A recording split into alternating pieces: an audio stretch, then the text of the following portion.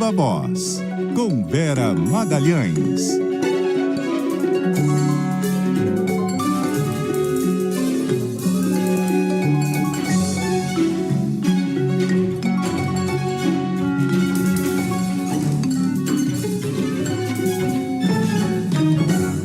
Olá, boa noite. São 6h03. O Viva Voz está no ar. A gente vai analisar os principais assuntos do dia da política, da economia, aqueles relativos à crise do Rio Grande do Sul. Convido você a ficar com a gente na próxima hora. Boa noite, Carol Moran. Oi, Vera. Boa noite para você, também para os ouvintes. Pauta econômica hoje carregada, com destaque aí para a presença do ministro Fernando Haddad no Congresso, né? Exatamente. Haddad participou de uma audiência pública na Câmara, que teve as tradicionais provocações entre os ministros convocados e a oposição. E quem vai contar para a gente o que aconteceu por lá, o que foi dito, todas as tretas, é o Igor Cardim. Boa noite, Igor. Oi, Vera. Boa noite para você, para Carol, para os nossos ouvintes. O ministro da Fazenda, Fernando Haddad, criticou as previsões pessimistas para a economia do Brasil. Disse que a inflação está totalmente controlada e que a meta atual de 3% é uma meta inimaginável para um país como o Brasil. Em audiência na Comissão de Finanças e Tributação da Câmara, o ministro disse que os dados do governo são melhores do que as análises feitas pelos economistas e ainda disse que existem fantasminhas influenciando contra o governo e o país. As nossas expectativas que eram consideradas exageradas até outro dia, não vai acontecer o que a Fazenda está dizendo. Por enquanto está acontecendo. As contas mais equilibradas, a inflação totalmente controlada, os núcleos estão rodando abaixo da meta, que é exigentíssima. Uma meta para um país com as condições do Brasil de 3% é um negócio inimaginável. Eu olho para o IPCA 15, para o IPCA, eu olho para os núcleos,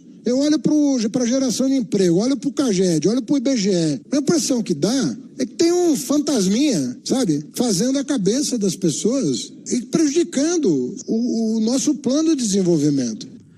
Vera, o ministro foi criticado por bolsonaristas sobre a dificuldade em cumprir a meta de déficit fiscal zero, sendo que no ano passado o rombo foi de 230 bilhões de reais. O deputado Felipe Barros, da ala bolsonarista, disse que o governo só trabalha com aumento de impostos para resolver o problema. E qual é o remédio que esse governo quer para consertar esse rombo nas contas públicas? Aumentar imposto. O governo só quer saber de aumentar imposto. O Lula deu para Vossa Excelência recentemente, né, a missão de ler menos livros e fazer mais política. Eu acho que pelo bem do Brasil, ministro Haddad, Vossa Excelência deveria voltar para os livros e deixar de fazer política. Haddad disse que o governo continua perseguindo a meta de déficit zero em 2024 e rebateu o parlamentar. Não vale a pena trabalhar com fake news. O senhor está colocando na conta deste governo o pagamento do calote de precatórios do governo anterior. Não sei quanto o senhor gosta dos livros, mas o senhor está pedindo para eu voltar aos livros, mas eu recomendaria que o senhor se detivesse nos comunicados que a Fazenda faz. Esse déficit, deputado, não é nosso. O filho é teu. Tem que assumir. Tem paternidade isso aqui. Faz um exame de DNA que você vai saber quem que deu o calote. Vera e Carol. Pois é, Carol, uma audiência bem cheia de tretas, de confusão, e o ministro respondendo ali, né? Pois é, acho que a gente tem inclusive esses áudios, né, desse bate-boca. Isso, Carol. O ministro ainda bateu boca com parlamentares sobre a taxação de compras em sites estrangeiros. Haddad rebateu Kim Kataguiri e disse que os impostos cobrados no caso são estaduais, mas que o parlamentar não teria coragem de falar mal do aliado Tarcísio de Freitas. O senhor vai criticar publicamente os governadores que o senhor apoia? Não, né? Não fará isso. Pega o microfone e fala mal do Tarcísio. Vamos lá.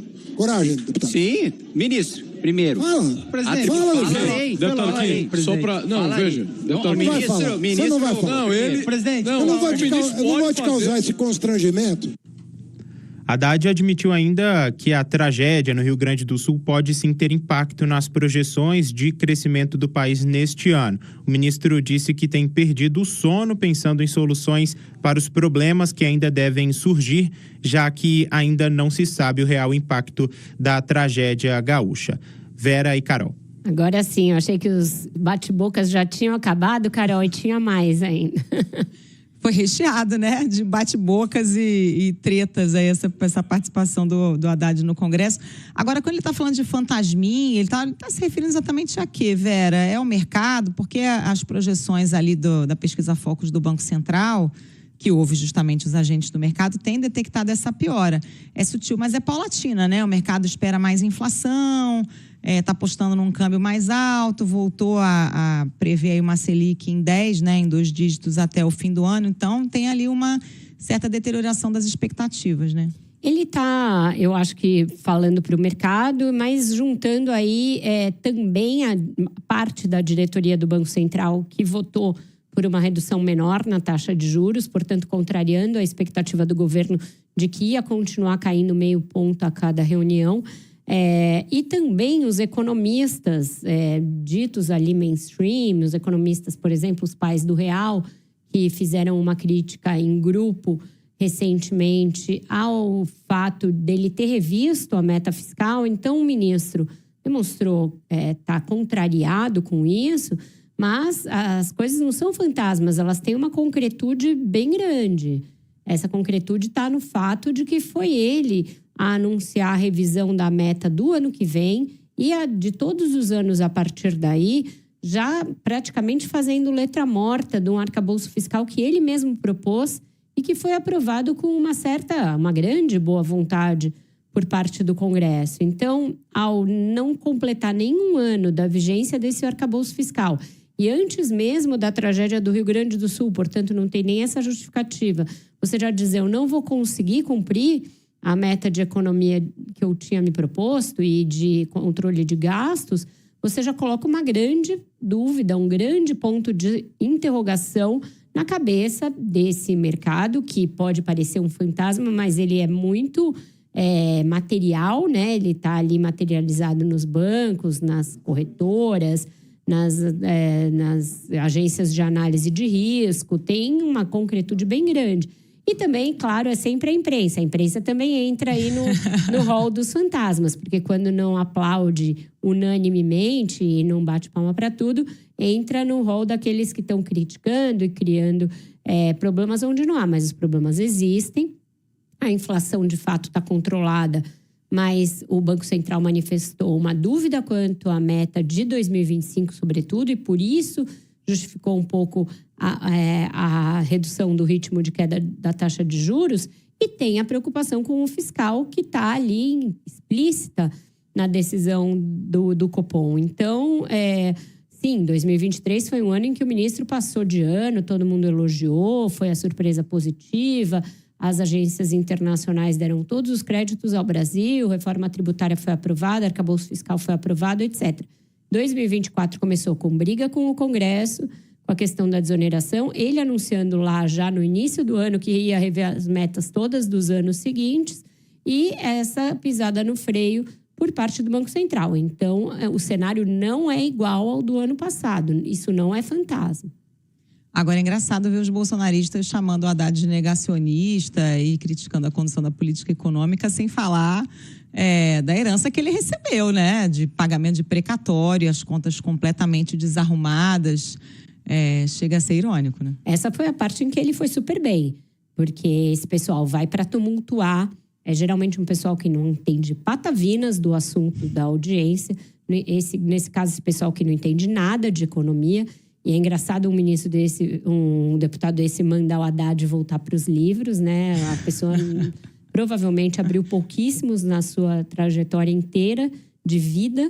E ele jantou todos eles, o Kim e todos os demais, o Felipe Barros e todos os que tentaram ir lá para fazer lacração e recorte para a internet e tiveram que levar retorquidas dele muito no ponto, em relação à taxação de compras em relação aos precatórios, em relação a essa fala sobre negacionismo, que parece que levantaram para ele cortar, impressionante. Então, no quesito ali bate-boca com a oposição, que é um que, infelizmente, agora a cada audiência de um ministro na Câmara sempre tem, ele se saiu bem ali. Bom, vamos continuar em Brasília, Vera, com a Isis Taciarini, porque ainda na esteira aí desse noticiário econômico, hoje teve anúncio de desbloqueio de despesas, né, Isis Taciarini? Conta pra gente. Boa noite para você de novo. Pois é, Carol, muito boa noite a você, agora também para a Vera e para todo mundo que nos acompanha. O governo desbloqueou 29 bilhões de reais em despesas não obrigatórias do orçamento deste ano, e isso depois da ampliação de 15 bilhões e 800 milhões de reais em gastos, permitida, por exemplo, com a aprovação da lei do DPVAT. A liberação dos recursos alivia especialmente os ministérios das cidades e dos transportes, que tinham sido os mais afetados com o bloqueio anunciado e feito lá em março. Já a previsão de déficit aumentou de 9 bilhões e 300 milhões de reais para 14 bilhões e meio milhão de reais, mas ainda dentro do limite da meta de 0,25% do PIB. Os dados são referentes ao segundo bimestre agora deste ano, Vera e Carol. Isa? Vai lá, vai você, Carol. Ia perguntar do cenário das despesas. Conta pra gente, Isa. Pois é, Carol, a previsão de despesas também aumentou, só que em 24 bilhões e 400 milhões de reais, sendo 20 bilhões em gastos obrigatórios. Desse total, 13 bi são despesas extraordinárias para socorrer o Rio Grande do Sul, mas lembrando que esses gastos ficam de fora da meta fiscal e do limite de despesas por causa daquele decreto de calamidade pública. Segundo o secretário executivo do Ministério da Fazenda, o Dário Durigan, o aumento dos gastos não prejudica o cumprimento da meta. O que nós estamos apresentando hoje é o arcabouço sendo executado, sendo cumprido, conforme originalmente aprovado pelo Congresso Nacional o ano passado. E a fórmula de cálculo para destravar o gatilho, conforme mais uma vez estava previsto no arcabouço original, está sendo incorporada nas projeções e ela não prejudica a persecução da meta que a gente vai seguir buscando, meta já definida, que a gente vai seguir buscando para o ano. Os gastos previdenciários subiram 3 bilhões e meio milhão de reais, já a estimativa de receitas primárias aumentou em 16 bilhões, subindo para 2 trilhões 704 bilhões de reais. Já a estimativa para as receitas líquidas aumentou 6 bilhões e 300 milhões de reais, ficando em 2 trilhões 181 bilhões de reais. Vera e Carol. Obrigada, Isa, pelas suas informações. Pois é, Carol, essa possibilidade de desbloqueio de 29 bilhões veio pela aprovação daquela medida dentro do DPVAT que permitiu a ampliação a autorização de um crédito extraordinário, né, antecipação desses 15,8 bilhões. E aí isso vai ser usado pelo governo para ajudar o Rio Grande do Sul, provavelmente, numa grande medida, e para pagar emendas. Então, deve ajudar a melhorar o clima com o Congresso, esse dinheiro extra, que é para despesas, portanto, não obrigatórias, né? Aquelas que são com previdência, salários, etc., com educação, com saúde, a verba carimbada e as verbas com pessoal, etc. Então, com isso, deve dar uma destensionada no ambiente. E, bom, o secretário dourou bastante a pílula, que está perseguindo a meta, etc., mas a verdade é que com todo mundo da equipe econômica com quem você conversa, essa questão dos gastos com previdência, ela preocupa bastante. No Congresso também se fala muito isso, porque as despesas com previdência estão atreladas ao reajuste do salário mínimo. E como a gente já tem 2 anos de reajuste real do mínimo, isso também pressiona os gastos com previdência e é uma preocupação grande do governo. Vamos ver se isso não vai prejudicar o cumprimento da meta, que é uma meta que já está bastante moldada ao mundo real, né? Porque quando você exclui tudo que você for gastar com o Rio Grande do Sul, não que não deva fazer isso, eu acho que é uma calamidade e que isso se justifica. Mas você já está deixando de computar um gasto extraordinário, enorme, que vai acontecer nesse ano. Então, a meta, assim, não é exatamente o que está dito no arcabouço. E isso o secretário sabe bastante bem. E ainda uma ajudinha dessa grana da Petrobras, né, Vera? Depois daquela queda de braço, né, se paga ou não os dividendos, acabou se decidindo por pagar, o que também ajuda bastante o caixa do governo, né? Exatamente. Bom, vamos continuar em Brasília e continuar falando de economia, porque já está com a gente na linha a Milena Teixeira, que vai falar sobre as novidades aí do projeto de lei relacionado ao programa de mobilidade verde e também a sanção do bendito PERSE, que foi uma novela esse ano e agora foi prorrogado. Boa noite, Milena. Boa noite, Vera. Boa noite, Carol. Boa noite para os nossos ouvintes. Olha, Vera, o líder do governo na Câmara, José Guimarães, disparou em alguns grupos de WhatsApp de deputados da base do governo que o presidente Lula é contra a taxação das compras internacionais de até $50. A gente lembra que esse dispositivo está no projeto do Mover, que é o Programa de Mobilidade Verde e Inovação, e que ele deve ser votado ainda hoje aqui no plenário da Câmara dos Deputados. A gente lembra também que, com o objetivo de aumentar a arrecadação, o Ministério da Fazenda chegou a propor, no ano passado, a cobrança do imposto de importação sobre remessas do exterior de até $50. No entanto, o governo recuou ali, especialmente após uma pressão da primeira-dama Janja. Atualmente, as compras do exterior abaixo de $50 são taxadas somente pelo ICMS estadual, com alíquota de 17%, e o imposto de importação federal de 60% só incide somente para as remessas provenientes do exterior acima de $50. Em mensagem, Guimarães disse que a prioridade do governo hoje, nesta terça-feira, é votar o Mover. Ele disse ainda que Lula o orientou a votar contrariamente à taxação das compras internacionais de até $50 pelo e-commerce. Então, a gente tem aí o governo votando contra.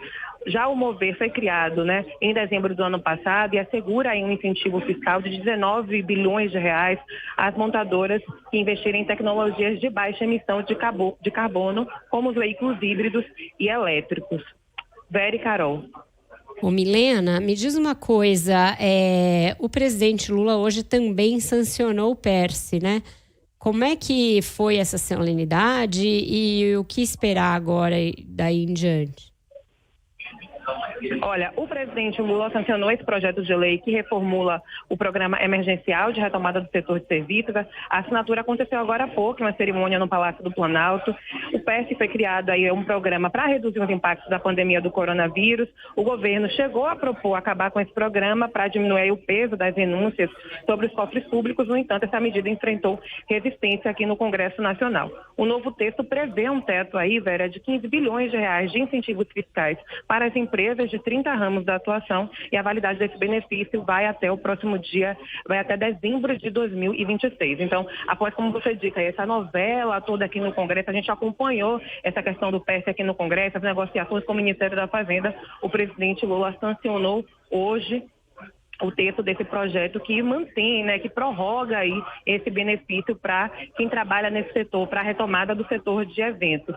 E aí, Vera, voltando aqui a falar um pouco sobre essa questão da taxação, o que pega aqui na Câmara hoje, né, são os acordos envolvendo essa taxação. Por quê? Porque, por incrível que pareça, a gente está tendo o PL e o PT, que são partidos de oposição, partido de Lula, o outro é partido de Bolsonaro, eles estão querendo derrubar a taxação na votação dos destaques. Por que isso? Eu conversei com alguns líderes que me disseram o seguinte: essa medida é completamente impopular, Milena. Essa medida, a gente está em um ano de eleição, tem um monte de candidato aqui, de deputado aqui que vai ser candidato, e isso é muito impopular, a Câmara aprovar essa taxação agora. Mas o presidente da Câmara, Arthur Lira, ele tem se posicionado a favor dessa taxação por causa da pressão das varejistas, das grandes varejistas. Inclusive, nos bastidores, eu acabei de conversar com alguns deputados e eles me disseram que Lira e o relator podem até apresentar uma nova proposta de taxação durante a apresentação, durante a votação aqui do Mover. como para a gente lembrar aqui, também para o nosso ouvinte entender, o relator desse projeto, do Mover, ele incluiu um dispositivo que chama de jabuti aí da taxação, né, dentro desse projeto do Mover. Então é por isso que hoje tem essas duas votações. Mas mais cedo o governo já se posicionou, já disse que vota contra. O PL também, partido de Bolsonaro, está dizendo que é contra essa taxação, que a medida é impopular.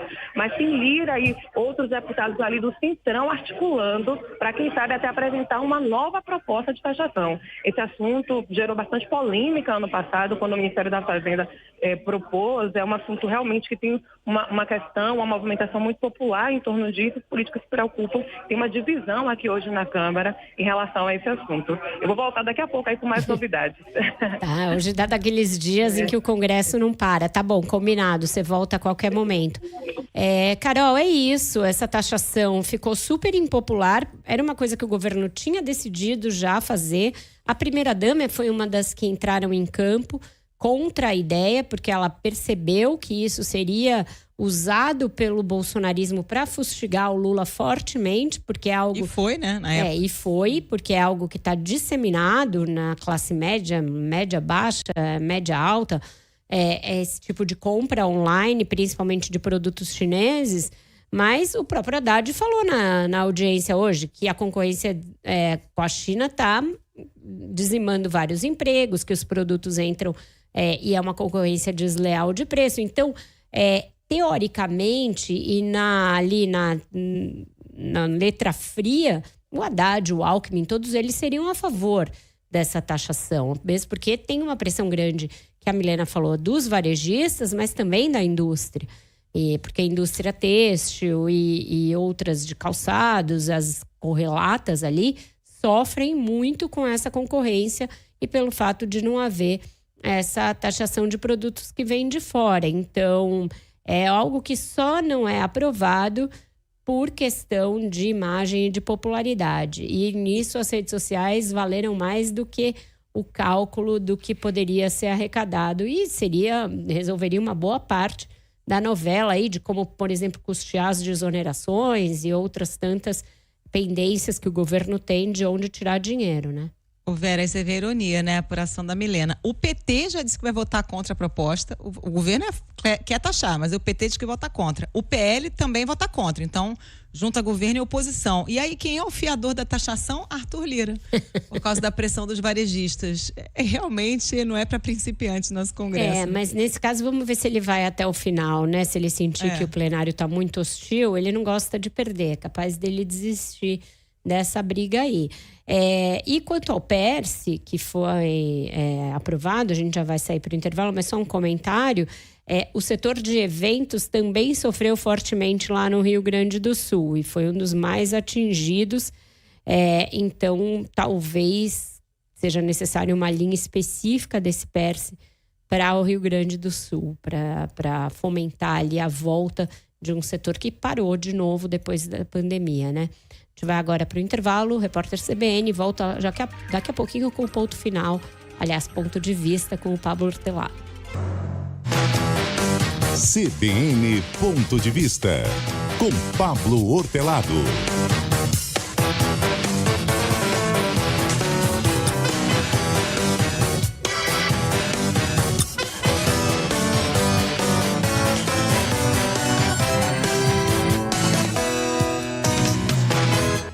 Olá, boa noite, Pablo, bem-vindo. Vamos falar sobre o que hoje? Boa noite, Vera. Eu selecionei aqui para a gente conversar sobre uma pesquisa Quest que saiu hoje de manhã, analisando o que pensam os deputados federais. Uma pesquisa muito importante, com más notícias para o governo, porque mostrou duas coisas. Por um lado, um aumento do pessimismo em relação aos rumos que o Brasil está tomando e também uma avaliação meio negativa do impacto que o governo tem no Congresso. Por onde que a gente começa, Vera? Então, me chamou bastante atenção a divergência em relação aos rumos da política econômica, né? Se a gente pega a pesquisa, ela traça ali um paralelo interessante entre o que pensa a população em geral, segundo a própria pesquisa Quest, o que pensa o mercado financeiro e o que pensa o Congresso. O Congresso está ali no meio. não é tão pessimista quanto o mercado financeiro, mas é mais pessimista que o conjunto da população, não é isso? Pois é, nessa questão da avaliação da situação econômica, a gente tem um padrão muito interessante, né? A opinião pública vai para um lado, o Congresso tem o mesmo movimento negativo, só que mais exacerbado, e o mercado financeiro ainda mais exacerbado, né? É como se essas forças elas estão se descolando. Mas há um aumento aí do pessimismo de uma maneira geral, né? Essa pesquisa da Quest, ela replica uma pesquisa que foi feita em agosto de 23, então a gente tem um pouquinho menos aí de um ano, de 23 para 24, uma pesquisa que abrangeu 1/3 dos deputados, com os cuidados metodológicos para esse 1/3 dos deputados entrevistados representarem o conjunto da Câmara, né? Uma das coisas que a gente viu é um aumento, que eu achei muito interessante, é um aumento da autoindicação dos deputados como de oposição. Os deputados que se definiam como de oposição passaram de 27% em agosto de 23 para 34% agora, um salto significativo aí de 7 pontos percentuais. Para você ter uma ideia, 39 seguem se dizendo que apoiam o governo.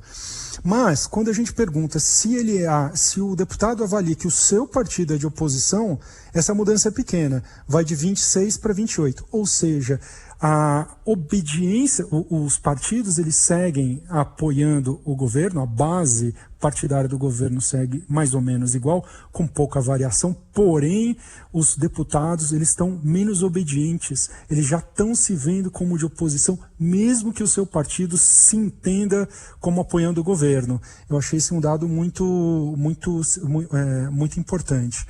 Há também uma piora na avaliação do governo, né? Tem uma pergunta que fazem os deputados se eles consideram que se a avaliação do governo é positiva e negativa. A gente também tem uma piora bastante marcada, né?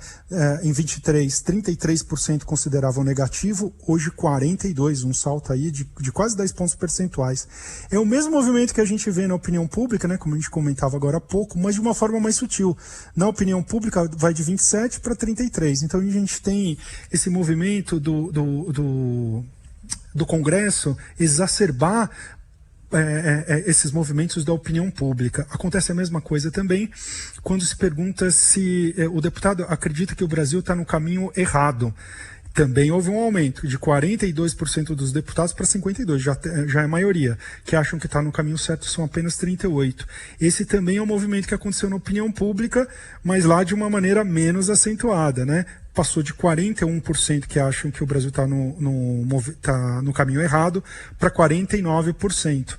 Né? Então, a opinião pública vai se tornando pessimista e o Congresso vai se tornando mais pessimista de uma maneira mais acentuada do que o movimento que a gente vê na sociedade.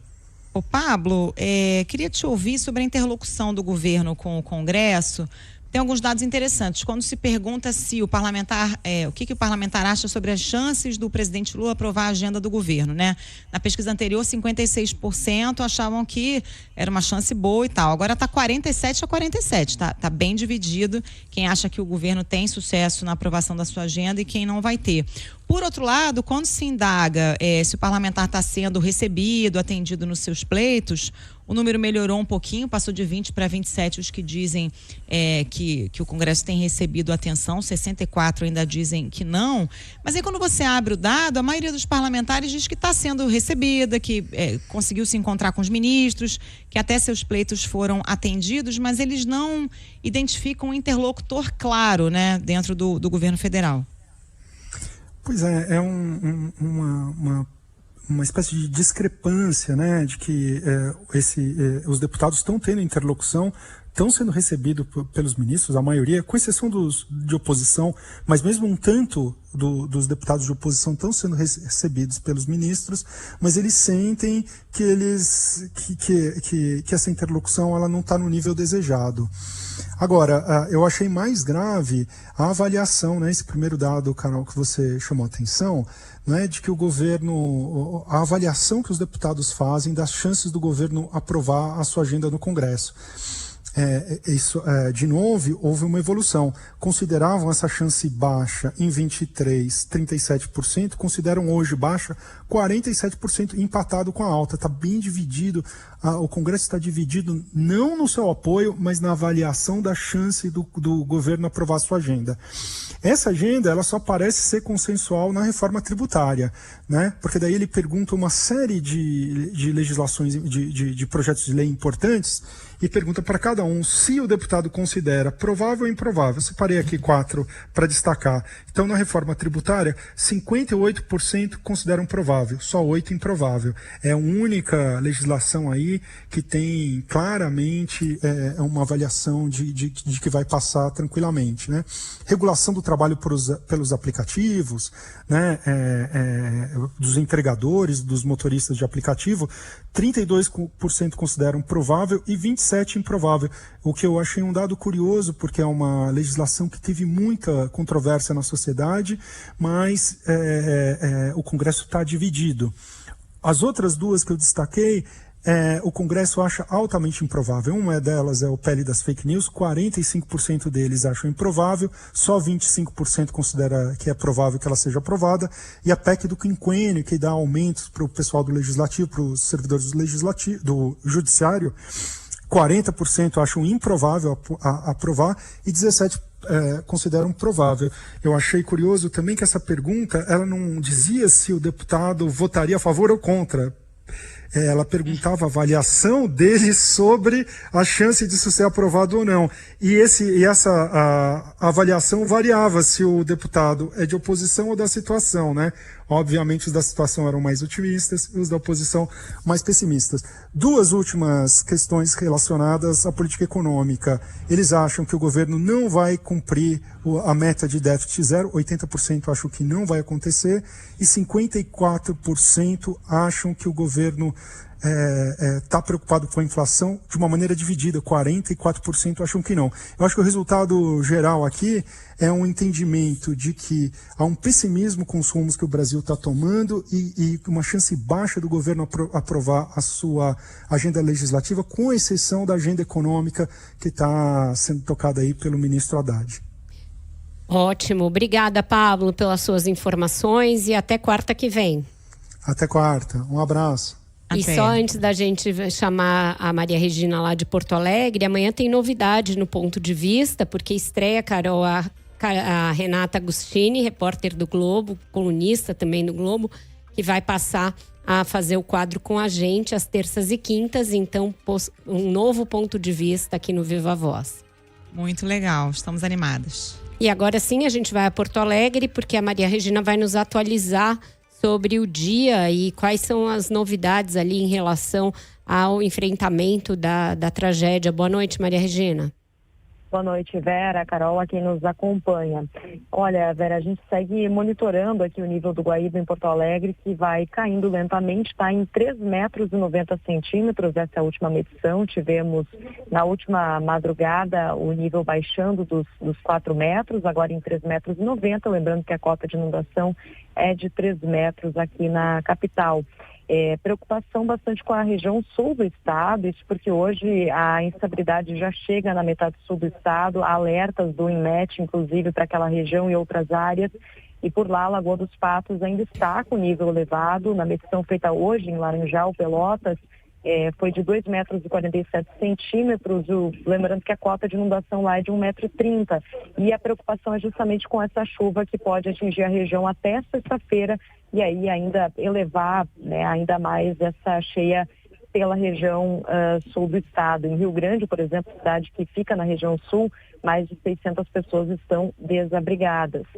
Em relação a números da Defesa Civil, o último boletim divulgado aponta que são 161 mortes aqui no estado. O número de desaparecidos continua o mesmo da divulgação anterior, que é de 82. E ainda temos 68 pessoas que estão desabrigadas, além de 580 mil desalojadas, mais de 580 mil na verdade. Somente 30 municípios aqui do Rio Grande do Sul não reportaram danos à Defesa Civil, segundo o último boletim divulgado pelo órgão. Aqui em Porto Alegre, 70% das escolas municipais retomaram as atividades. Algumas regiões a água vai baixando, a limpeza vai sendo possível. Comerciantes vão tentando ver o que, na verdade, foi atingido, fazer a limpeza, tentando aos poucos retomar também essas atividades, mas há áreas em que isso ainda não é possível, em especial na zona norte da capital. Bairro Humaitá, por exemplo, ali próximo à Arena do Grêmio, naquela região ainda está bastante alagado, e hoje, inclusive, tivemos um protesto mais cedo em função disso, até com um bloqueio da rodovia da Freeway, que é uma rodovia importante aqui no estado, fica ali próxima, por conta dos moradores que protestavam por esse alagamento que já dura 20 dias naquela região. Então a situação segue ainda bastante complicada em algumas áreas aqui de Porto Alegre. Vera e Carol. Obrigada, Maria Regina. Pois é, vai levar tempo, Carol, e vai começar agora a se agravar um problema que eu já senti nos dias que eu tive lá, que é essa questão do lixo. E agora, à medida que a água vai baixando, esse problema vai se impondo. E o nosso repórter aqui de São Paulo, Bruno Teixeira, que está enviado a Porto Alegre já desde o início da crise, continua lá e nos traz novidades a esse respeito. Boa noite, Bruno. Boa noite, Vera. Boa noite, Carol. Novidade do dia é que a Prefeitura de Porto Alegre assinou um contrato emergencial hoje para a contratação de um aterro para a disposição final dos resíduos do lixo retirado pós-enchente. O contrato tem o valor de 19 milhões de reais e tem um prazo de 6 meses. A contratada é a Unidade de Valorização de Resíduos da Construção Civil São Judas Tadeu, que é do município de Gravataí, na região metropolitana de Porto Alegre. Neste aterro será possível descartar 77 mil a 180 mil toneladas de lixo que está sendo retirado pós-enchente. Hoje circulei por alguns bairros na região central de Porto Alegre e a cena é de calçadas, ainda com pilhas de lixo acumulado após a enchente do Guaíba. A reportagem circulou pelos bairros Cidade Baixa e Menino Deus, na região central, e encontrou diversas pilhas de resíduos acumulados, como sofás, restos de mesas, camas, colchões e entre outros destaques acumulados. E muitos moradores estão reclamando da frequência com que as equipes do Departamento Municipal de Limpeza Urbana estão sendo enviadas para limpar esses locais. Apesar disso, alguns falam também relatam que muitas pessoas estão voltando de lugares como o litoral e outras localidades nas quais estavam abrigadas e estão tirando esses móveis e outros objetos que foram danificados pelas águas dia após dia e colocando na calçada. Isso foi um pedido da prefeitura, mas de fato nesses bairros a coleta seletiva não tem dado conta de levar todo esse montante de lixo. O Departamento Municipal de Limpeza Urbana disse à nossa reportagem que a coleta seletiva está em dia, que está retirando esses resíduos, mas o que a gente encontrou nas ruas foi o contrário, Vera. Bruno, em relação ao lixo orgânico ali, material orgânico em putrefação, ontem na região ali do mercado já era possível sentir um cheiro horroroso e isso deve se agravar e deve acarretar uma série de doenças. Eles estão preocupados com como vai ser com essa questão do lixo orgânico? Conversei com o diretor do Departamento Municipal de Limpeza Urbana, e sobre isso, inclusive, ele disse, assim, o que ele falou foi só, fez uma reclamação sobre o descarte errado, né, incorreto, que algumas pessoas têm feito do lixo nesses locais, mas não apresentou um plano sobre isso, sobre essa questão desses alimentos e outros, né, e outros objetos, podemos dizer assim, que estão ali nessa condição, né, colocados na calçada. E sim, o cheiro é horrível em diversas vias nesses bairros e tem muita mosca, muitos alimentos, né, ali apodrecendo, como você colocou, Vera. Então não parece que não há assim um plano pela conversa que tivemos tão direcionado para isso. Há a coleta, mas o material está muito misturado. Tanto o lixo seco com o orgânico, que é um problema que já existia ali, né, de descarte incorreto, mas agora piorou com essa situação. Não, o secretário conseguir ainda culpar a população é realmente surreal. Obrigada, Bruno, pelas suas informações. Carol, é uma situação realmente bem crítica essa.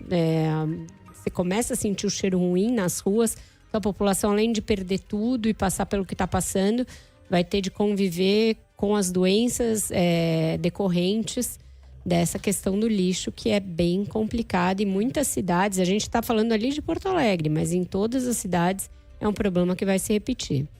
É demais querer que a população agora ainda separe o lixo e descarte. Qual é o lugar certo, gente? Está tudo destruído. Exato, e não é nem questão de descarte, é lugar onde a coisa apodreceu debaixo d'água e continua lá num caldo de cultura, de material apodrecido. E sobre isso é que ele deveria estar se debruçando, né? A gente vai fazer o nosso segundo intervalo dentro do Viva Voz e volta já para encerrar a nossa edição de hoje.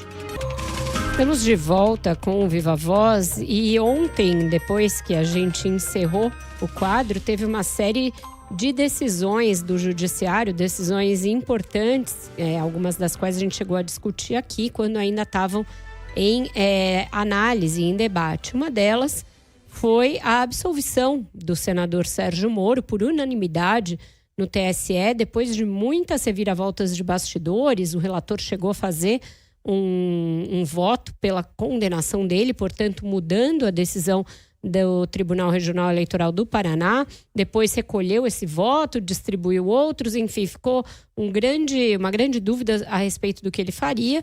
E ele votou pela absolvição, não reconhecendo, portanto, o abuso de poder econômico do ex-juiz, ex-ministro e atual senador. E isso foi seguido pela unanimidade da Corte. Hoje houve reações e uma repercussão política dessa decisão do TSE. O Igor Cardin está de volta com a gente para falar um pouquinho dessa repercussão e do que o próprio Moro falou a respeito da decisão. Boa noite de novo, Igor. Boa noite, Vera. Pois é, após ter tido o mandato mantido ali pelo TSE, o senador Sérgio Moro elogiou a corte e afirmou que o julgamento do recurso foi técnico e independente. Hoje mais cedo, o ex-juiz da Lava Jato disse que os boatos sobre a cassação dele foram exagerados e as acusações falsas e mentirosas. Ele ainda pediu pelo fim do que chamou de espírito de revanchismo e polarização exacerbada. Os boatos sobre a minha cassação eram exagerados. O TSE ontem, um julgamento unânime, técnico, independente, rejeitou as acusações falsas e mentirosas que foram feitas, buscando a cassação do meu mandato.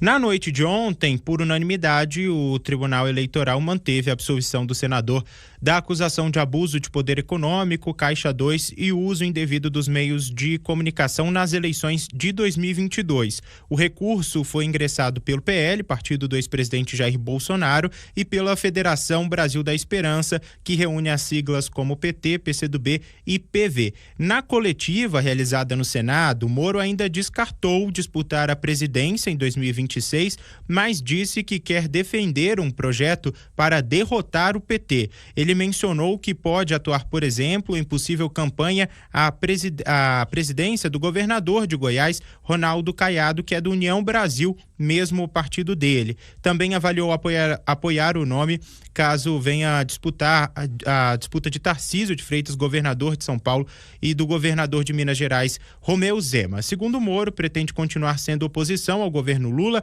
e disse que oposição sim, mas sem continuar alimentando a polarização. Perguntado, o ex-ministro da Justiça de Bolsonaro também disse que há um tempo não fala com o ex-presidente, mas agradeceu o pedido de Bolsonaro para que o PL não entrasse com recurso no TSE, o que não foi acatado pelo partido.